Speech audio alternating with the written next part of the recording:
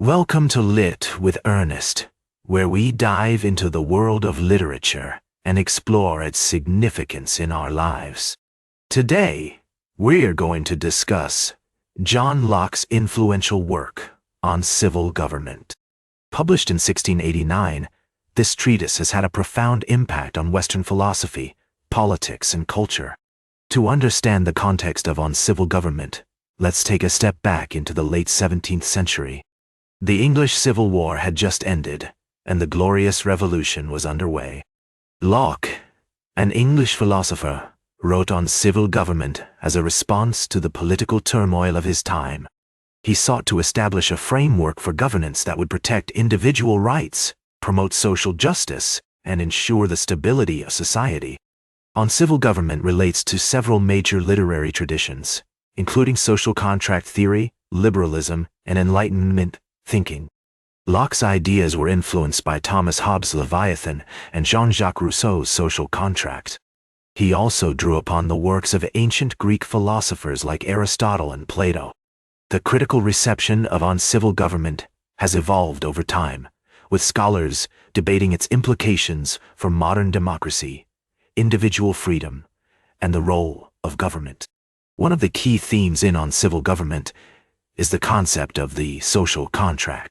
Locke argues that individuals enter into a contract with each other to form a society, and that this contract is based on the principles of mutual protection, trust, and cooperation.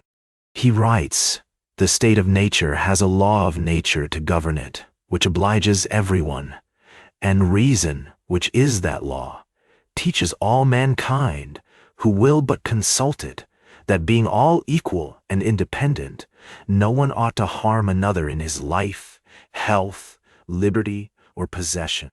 This idea has had a lasting impact on modern political philosophy, shaping the way we think about individual rights, government authority, and social responsibility. Another significant aspect of On Civil Government is its emphasis on the importance of consent in governance. Locke argues that governments derive their power from the consent of the governed, and that individuals have the right to revolt against a government that fails to protect their rights or promote the common good. This idea has influenced democratic movements around the world, from the American Revolution to modern-day protests for social justice. On Civil Government has also had a profound impact on literary works. Authors like Thomas Paine, Mary Wollstonecraft, and Immanuel Kant have drawn upon Locke's ideas to argue for individual freedom, social equality, and human rights.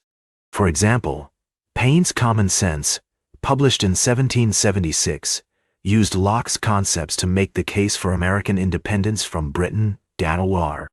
Similarly, Wollstonecraft's A Vindication of the Rights of Woman, published in 1792, applied Locke's ideas about individual rights and social contract theory to argue for women's equality and education.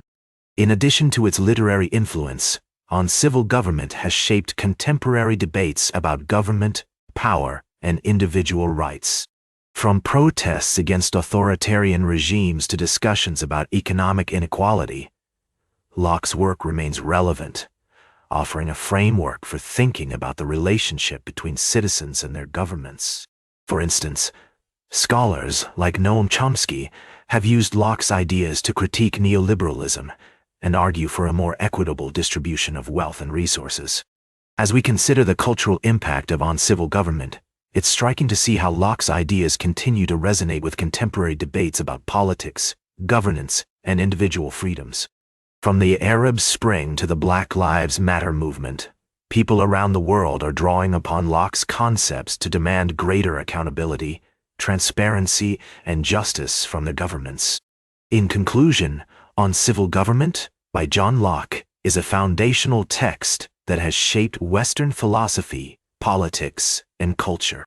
Its emphasis on individual rights, social contract theory, and limited government continues to influence contemporary debates about governance, power, and freedom. As we reflect on this work's enduring significance, it's clear that Locke's ideas remain essential reading for anyone interested in understanding the complexities of human nature, politics, and society. Like this episode, if it hit true. Share it if you respect honest talk about books. Subscribe because we'll do this again. This is Ernest, signing off.